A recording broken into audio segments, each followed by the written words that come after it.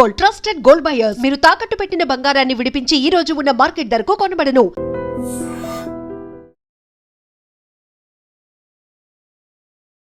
Sir, ప్రపంచంలోనే diabetes చాలా వేగంగా వెళ్తూ ఉంది. ఎక్కడ చూసుకున్నా. అండ్ ఇండియా అనేది మనం చూసుకుంటే ఎక్కువగా క్యాపిటల్‌గా మారిపోతుంది డయాబెటీస్‌కి. అయితే గ్లోబల్ లెవెల్‌లో చూసుకున్నా కూడా ప్రతి నలుగురిలో ఒకరికైతే డయాబెటీస్ ఖచ్చితంగా ఉంటుంది. దానివల్ల తర్వాత మల్టిపుల్ ప్రాబ్లమ్స్ వస్తున్నాయి. హార్ట్ స్ట్రోక్ దగ్గర నుండి, బ్రెయిన్ స్ట్రోక్ దగ్గర నుండి, కిడ్నీ ఫెయిల్యూర్ ఇవన్నీ వస్తున్నాయి కదా సార్. అసలు మూల కారణం డయాబెటీస్‌కి ఎక్కడ స్టార్ట్ అవుతుంది? అండ్ హోమ్ రెమెడీస్ అంటే ఏం చెప్తారు? సో పిండి పదార్థాల సేవన ఎక్కువగా ఉండడం ప్రధానమైన కారణమ్మా. తీసుకునే ఆహార పదార్థం ఎక్కువైపోయింది, చేసేటువంటి శారీరక శ్రమ తక్కువైపోయింది. ఇది ప్రధానమైన కారణం. దీనికి అనుబంధంగా నువ్వు ఉంటే నేను ఉండకుండా పోతానని చెప్పేసి మానసిక ఒత్తిడి మరొక ప్రధానమైన కారణమ్మా. సో స్ట్రెస్ఫుల్ లైఫ్, వీటన్నిటికి తోడు environmental pollutions, so multiple factories వల్ల మరి డయాబెటీస్ విపరీతంగా పెరిగిపోతుంది. ఆల్మోస్ట్ క్యాపిటల్ అని చెప్పేసి మీరే చెప్పారు కదమ్మా ఇండియా. సో ఇది బాధాకరమైన విషయమా. సో దీనికోసం అని చెప్పేసి మరి ముఖ్యంగా చెప్పుకోవాలంటే చిన్న వయసు నుంచే షుగర్ రావడం మొదలైంది. సో చిన్న వయసు నుంచే షుగర్ రావడం మొదలవడం చేత మరి దాన్ని కంట్రోల్లో ఉంచుకోవాలని చెప్పేసి డాక్టర్స్ కూడా చెప్తున్నారు. కాబట్టి కంట్రోల్లో ఉంచుకునేందుకు రకరకాల ప్రయత్నాలు చేస్తున్నారు. మరి యొక్క ప్రయత్నాలు కొంతమందికి సఫలీకృతం అయితే, కొంతమందికి వాళ్ళకు తెలియక చేసేటువంటి వివిధ రకాలైన పొరపాట్ల వల్ల ఆరోగ్య స్పృహ లేకపోవడం చేత షుగర్ అనేది కంట్రోల్ కావడం లేదు. సో రకరకాల మందులు వాడుతుంటారు, షుగర్ మాత్రం నార్మల్కి రాదు, చాలా ఇబ్బంది పడుతుంటారు. దీనివల్ల భవిష్యత్తులో కూడా అనేక రకాలైన కాంప్లికేషన్స్ కూడా వచ్చేదానికి అవకాశం ఉంటుందన్నమాట. మరి ఈ నేపథ్యంలో వైద్యులు సూచించిన పద్ధతిలో ఆధునిక కృత్రిమ రసాయన ఔషధాలు వాడుకుంటూ ఇప్పుడు మనం చెప్పుకోబోయేటువంటి ఔషధం వాడుకోవడం వల్ల ఎలాంటి సైడ్ ఎఫెక్ట్స్ ఉండవు, షుగర్ బాగా కంట్రోల్లో ఉంటుంది, భవిష్యత్తులో కాంప్లికేషన్స్ రాకుండా ఉండేటువంటి పరిస్థితి ఏర్పడుతుంది. ఆధునిక కృత్రిమ రసాయన ఔషధాల యొక్క డోసు కూడా మ్యాక్సిమం తగ్గించడానికి అవకాశం ఉంటుందన్నమాట. సో ఆ ఔషధం ఎలా తయారు చేసుకోవాలంటే పొడపత్రి అనేటువంటి ఔషధం మనకు మార్కెట్లో దొరుకుతుంది. పొడపత్రి, దాని పేరు పొడపత్రి. సో ఒక మేషశృంగి అని చెప్పి సంస్కృతంలో చెప్తారు. పొడపత్రి ఆ ఎండించినటువంటి ఆకులు మనకు మార్కెట్లో దొరుకుతాయి, పౌడర్ కూడా మనకు మార్కెట్లో దొరుకుతుందమ్మా. పొడపత్రి చూర్ణాన్ని ఒక 50 గ్రాములు తీసుకోవాలి. దీన్ని మధునాశిని చూర్ణం అని చెప్పేసి కూడా అంటారమ్మా. మధునాశిని. సో మధు అంటే చక్కెర, నాశిని అంటే నాశనం చేయడం. చక్కెరను నాశనం చేసేటువంటి అద్భుతమైన శక్తి ఇందులో ఉండడం చేత ఆ పేరు వచ్చింది. ఎగ్జాక్ట్లీ. సో ఆ మధునాశిని అంటే ఒక ఆ యొక్క ఆకు కానీ పొడి కానీ నోట్లో వేసుకుంటే కొద్దిసేపటి వరకు మనం లడ్డు నోట్లో వేసుకొని చప్పరించి నమిలిన కానీ మనకు ఆ రుచి తెలియదమ్మా. ఆ టేస్ట్ బడ్స్ అంతా ముద్దుబారిపేసి మనకు రుచి కూడా తెలియదమ్మా. అంత అద్భుతంగా దీని యొక్క ఫలితం కనిపిస్తుంది. మధునాశిని అనేటువంటి పేరు ఉందన్నమాట. ఈ యొక్క పొడపత్రి అని మనం తెలుగులో చెప్పుకోబోయేటువంటి యొక్క మధునాశిని యొక్క చూర్ణాన్ని ఒక 50 గ్రాములు తీసుకోవాలి. రెండవ పదార్థంగా నేరేడు విత్తనాల యొక్క చూర్ణం ఒక 50 గ్రాములు తీసుకోవాలమ్మా. ఇది కూడా మనకు మార్కెట్లో దొరుకుతుందమ్మా. సీజన్లో అయితే మనం సేకరించుకొని తయారు చేసుకోవచ్చు, లేని పక్షంలో నేరేడు విత్తనాలు దొరుకుతాయి. విత్తనాల యొక్క చూర్ణం కూడా మనకు మార్కెట్లో దొరుకుతుంది. నేరేడు విత్తనాల యొక్క చూర్ణం ఒక 50 గ్రాములు తీసుకోవాలి. అట్లే మన ఇంట్లో ఉన్నటువంటి మెంతులను కాస్త వేయించేసేసి చూర్ణంలాగా తయారు చేసుకుని ఒక 50 గ్రాముల మెంతుల చూర్ణము, స్వచ్ఛమైనటువంటి పసుపు చూర్ణం అంటే పసుపు కొమ్ములు దంచి తయారు చేసుకున్నటువంటి చూర్ణం కానీ అలాంటి చూర్ణం దొరికేట్లయితే మార్కెట్ నుంచి కూడా తెచ్చుకోవచ్చు. పసుపు చూర్ణం ఒక 50 గ్రాములు. ఈ 4 పదార్థాలు ఒక్కొక్కటి 50 గ్రాముల చొప్పున కలుపుకోవడం వల్ల 200 గ్రాముల ఔషధం రెడీ అయిపోతుంది. పొడపత్రి, నేరేడు, మెంతులు, పసుపు. సో ఈ 200 గ్రాముల ఔషధము 40 రోజులకు వస్తుందమ్మా. మీకు మెజర్మెంట్స్ కూడా క్యాలిక్యులేషన్ కూడా చెప్తున్నాను.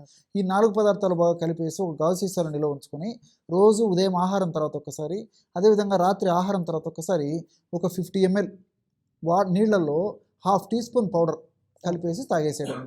ఈ విధంగా రోజు ఒక 5 గ్రాముల చొప్పున వాడుకోవడం వల్ల 40 రోజులకు 200 గ్రాముల ఔషధం అయిపోతుంది. అయిపోయిన తర్వాత మళ్ళీ ఫ్రెష్గా తయారు చేసుకొని వాడుకుంటున్నామమ్మా. దీర్ఘకాలం పాటు వాడినప్పటికీ అన్నీ మనకు సైడ్ బెనిఫిట్స్ ఉంటాయి, ఎలాంటి సైడ్ ఎఫెక్ట్స్ ఉండవమ్మా. ఆధునికంగా మనం ఆలోచన చేసినప్పటికమ్మా ఈ పొడపత్రిలో జిమినిమిక్ యాసిడ్, శాపనిన్స్ ఇలాంటి అనేక రకాల రసాయన పదార్థాలు చాలా చక్కగా ఈ యొక్క షుగర్ను నియంత్రించేందుకు ఉపయోగపడతాయి.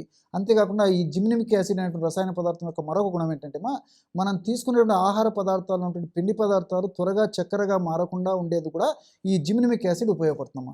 సో ఈ విధంగా పొడపత్రి చాలా చక్కగా ఉపయోగపడుతుంది. అదేవిధంగా నేరేడులో ఉన్నటువంటి కొన్ని రకాలైనటువంటి రసాయన పదార్థాలు ఈ లిటియోలిన్, యాంథోసైనిన్స్ ఇలాంటి రసాయన పదార్థాలు ఏం చేస్తాయంటే మన జీర్ణ వ్యవస్థలో అమైలేజ్ అనేటువంటి ఒక ఎంజైమ్ ఉత్పత్తిని తగ్గించేస్తాయమ్మా. సో మనం తీసుకునే పిండి పదార్థాలు ఎక్కువగా జీర్ణం కావడం చేత, త్వరగా జీర్ణం కావడం చేత చక్కెరగా మారుతాయి. ఉమ్, దానికి కారణం ఏంటంటే అమైలేజ్ అనేటువంటి ఎంజైమ్. ఓకే. ఈ అమైలేజ్ అనేటువంటి ఎంజైము బాగా పనిచేసినప్పుడే ఈ యొక్క పిండి పదార్థాలు త్వరగా చక్కెరగా మారిపోతాయి. అమైలేజ్ అనేటువంటి ఎంజైమే ఉత్పత్తి తగ్గిపోయినప్పుడు మనం తీసుకునే పిండి పదార్థాలు కూడా జీర్ణం కాదు కాబట్టి బయటకు వెళ్ళిపోతుంటాయి అన్నమాట. ఓకే. అది ఆ యొక్క ప్రయోజనం కూడా దీనివల్ల కలుగుతుందమ్మా. ఉమ్, ఇంకోటి ఏంటంటే ఇన్సులిన్ బాడీలో బాగా ఉత్పత్తి అయ్యేందుకు, అదేవిధంగా ఉత్పత్తి అయినటువంటి ఇన్సులిన్ సమర్థవంతంగా పనిచేసేందుకు కూడా ఈ యొక్క నేరేడు చాలా చక్కగా ఉపయోగపడుతుంది. ఓకే. మెంతుల గురించి ప్రత్యేకంగా చెప్పనక్కర్లేదమ్మా. షుగర్ వ్యాధి గ్రస్తులకు అందరికీ కూడా మెంతు గురించి తెలుసు. పొడి చేసుకొని తాగుతూ ఇంచుమించు ఉంటాం. ప్రతి ఒక్కరు వాడుకుంటుంటారు, ఏదో ఒక రూపంలో మెంతులు వాడుకుంటారు. దీని మీద పరిశోధనలు కూడా జరిగినాయమ్మా. ఉమ్, మనకు హైదరాబాద్లో తార్నాకలో జాతీయ పోషకాహార సంస్థ ఉందమ్మా.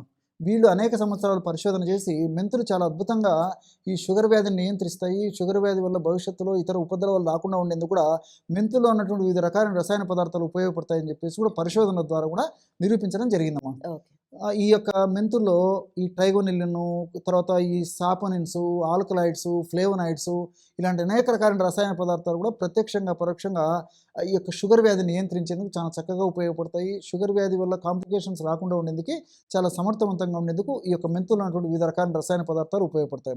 అంతేకాకుండా మెంతులు వ్యాధి నిరోధక శక్తిని పెంచేందుకు చాలా చక్కగా ఉపయోగపడుతుంది. రక్తాన్ని శుద్ధి చేసేందుకు చాలా చక్కగా ఉపయోగపడుతుంది.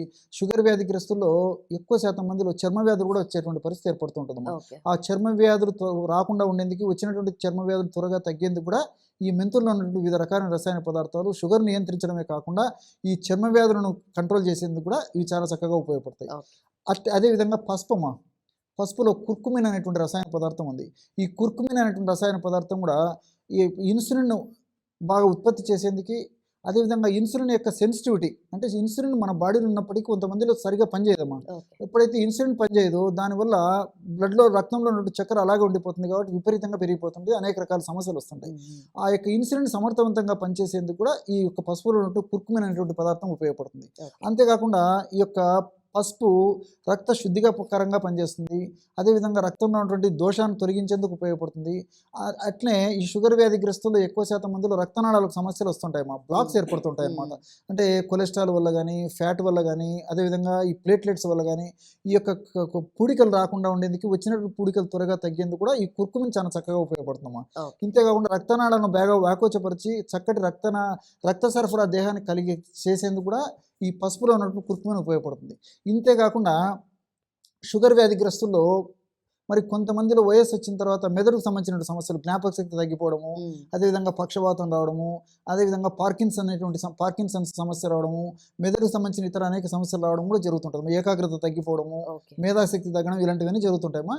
సో పసుపును వాడుకోవడం వల్ల షుగర్ వ్యాధి నియంత్రణలో ఉండడమే కాకుండా మెదడుకు సంబంధించినటువంటి ఇలాంటి అనేక రకాలైన జబ్బులు రాకుండా ఉండేందుకు కూడా పసుపులో ఉన్నటువంటి ఈ కుర్కుమిన్, ఇతర రసాయనిక పదార్థాలు సదా దేహంలో ఉంటూ, సదా కాపాడుతూ, సదా రక్షిస్తుంటాయేమో. ఈ విధంగా మల్టిపుల్ బెనిఫిట్స్ ఈ యొక్క ఫార్ములా ఉన్నాయి కాబట్టి దీర్ఘకాలం పాటు వాడినప్పటికీ అన్ని సైడ్ బెనిఫిట్స్ ఉంటాయి, ఎలాంటి ఇబ్బంది కూడా ఉండదమ్మా. ఓకే. ఓకే. సో డైరెక్ట్గా ఆయుర్వేద స్టోర్కి వెళ్ళేసి ఏదైనా మెడిసిన్ తీసుకోవచ్చా సార్ డయాబెటీస్కి? ఉన్నాయమ్మా. వాటికి సంబంధించి అనేక రకాలైన ఔషధాలు ఉన్నాయమ్మా. ఒక 2-3 రకాల ఔషధాలు అందరూ వాడుకోదగ్గ ఔషధాన్ని చెప్తానమ్మా. కొన్ని ఔషధాలు ఏంటంటే ఈ పాదరసము, గంధకము, అదేవిధంగా రసమాణిక్యము, అదే తాళకము ఇలాంటి వాటితో తయారు చేసినటువంటి అనేక రకాల రసాయన పదార్థాలు అమ్మా. శిలాజిత్తు ఇవన్నీ మాత్రం ఎవరికే వాళ్ళు వాడుకోవడం ఏమాత్రం మంచిది కాదు, ఆరోగ్యదాయకం కాదు, ఆమోదయోగ్యం అంతకన్నా కదమ్మా. సో సర్వసాధారణంగా అందరూ వాడుకోదగ్గ ఔషధాన్ని చెప్తానమ్మా. సో అలాంటి ఔషధం ఏంటంటే నిష ఆమలకి. నిష అంటే ఇదమ్మా పసుపు, ఆమలకి అంటే ఉసిరి. సో 2 పదార్థాలు కలిపి మనకు చూర్ణ రూపంలో మనకు మార్కెట్లో దొరుకుతుంది, మాత్రల రూపంలో మనకు మార్కెట్లో దొరుకుతాయమ్మా. సో చూర్ణ రూపంలో మనకు మార్కెట్లో దొరికే తెచ్చుకున్నట్లయితే 1/2 చెంచా నుంచి 1 చెంచా వరకు, 1/2 టీ స్పూన్ నుంచి 1 టీ స్పూన్ వరకు పౌడర్ని తీసుకొని ఒక 100 ml వాటర్లో కలిపి తీసుకోవాలమ్మా. ఆహారం తర్వాత ఉదయం ఒకసారి, రాత్రి ఒకసారి. నిషా ఆమలకి ఆ యొక్క పౌడర్ పేరు. నిషా అంటే పసుపు, ఆమలకి అంటే ఉసిరిక. సో ట్యాబ్లెట్ రూపంలో దొరికేట్లయితే చిన్న ట్యాబ్లెట్స్ అయితే రోజు ఉదయం ఒక 3, రాత్రి ఒక 3 ఆహారం తర్వాత తీసుకోవాలి. పెద్ద ట్యాబ్లెట్స్ అయితే ఉదయం 2, రాత్రి 2 ఆహారం తర్వాత మింగేసి నీళ్ళు తాగితే సరిపోతుందమ్మా. సో ఈ నిషామలకి ట్యాబ్లెట్స్ కూడా ఈ 2 పదార్థాలు ఉంటాయి కాబట్టి చూర్ణ రూపంలో దొరికితే చూర్ణం తీసుకోవచ్చు, లేకపోతే ఈ పద్ధతిలో తీసుకోవచ్చు అమ్మా. అలా కాకుండా మరొక పదార్థం కూడా కిరాతారిష్ట అని చెప్పేసి మరొక ఔషధం కూడా దొరుకుతుందమ్మా. కిరాతారిష్ట. కిరాత అంటే నేలవేమమ్మా. ఇది కాస్త చేదుగా ఉంటుందమ్మా, లిక్విడ్. సో మరి షుగర్ తగ్గితే చాలని చెప్పేసి చాలామంది అనుకుంటుంటారు, కాబట్టి ఇలాంటి చేదున్నా కానీ లెక్క పెట్టరమ్మా. నేను గమనిస్తుంటాను కదా ప్రాక్టీస్లో. సో బాగా తగ్గిపోతే చాలు సార్ అని చెప్పి చెప్తుంటారు. సో ఆ కిరాతారిస్ట్ అనేటువంటి ఔషధం కూడా మనకు మార్కెట్లో దొరుకుతుందమ్మా. నీలవేము అనేటువంటి ఔషధంతో తయారు చేస్తారు, ఒక మొక్కను ఉపయోగించి. ఆ కిరాతారిస్ట్ అనేటువంటి ఔషధాన్ని 10 ml లిక్విడ్ 10 ml వాటర్ కలిపేసి ఆహారం తర్వాత ఉదయం ఒకసారి, ఒక 5-10 నిమిషాల తర్వాత, రాత్రిపూట కూడా ఆహారం తర్వాత మరొకసారి ఈ యొక్క ఔషధాన్ని సేవించడం వల్ల కూడా చాలా చక్కటి ఫలితాలు కలుగుతాయమ్మా. ఇలా చాలా చాలా ఔషధాలు ఉన్నాయమ్మా. మరి సర్వసాధారణంగా అందరూ వాడుకోదగ్గ ఇతర అనేక రకాల ఔషధాలు కూడా ఉన్నాయి. సమయాన్ని బట్టి, సందర్భాన్ని బట్టి ముందు వీడియోలో మరిన్ని కూడా చెప్పేదాన్ని నేను ప్రయత్నం చేస్తాను. తప్పకుండా sir. Thank you so much sir. Okay madam. And for more videos, Please subscribe to iDream. Please subscribe to iDream. Please subscribe iDream. And please subscribe to iDream. For more videos, subscribe to iDream. please like, share and subscribe to the channel. Congratulations, iDream. Subscribe to iDream. Subscribe to iDream. So subscribe to iDream Media. iDream ki iDream team andarki huge congratulations. Please subscribe iDream Media. Please subscribe to iDream. Subscribe iDream. Please subscribe to iDream. iDream అంటే నా కళల channel subscribe చేసుకున్న నోరు తిరుగుతలేదు, మీరైతే గంట గుర్తు కొట్టండి. For more such videos, please subscribe to iDream. Subscribe to iDream. Please subscribe to iDream. Please subscribe iDream Media. Please do subscribe to iDream. Please subscribe to iDream Media. For best entertainment and information, please subscribe iDream. And don't forget to subscribe to iDream.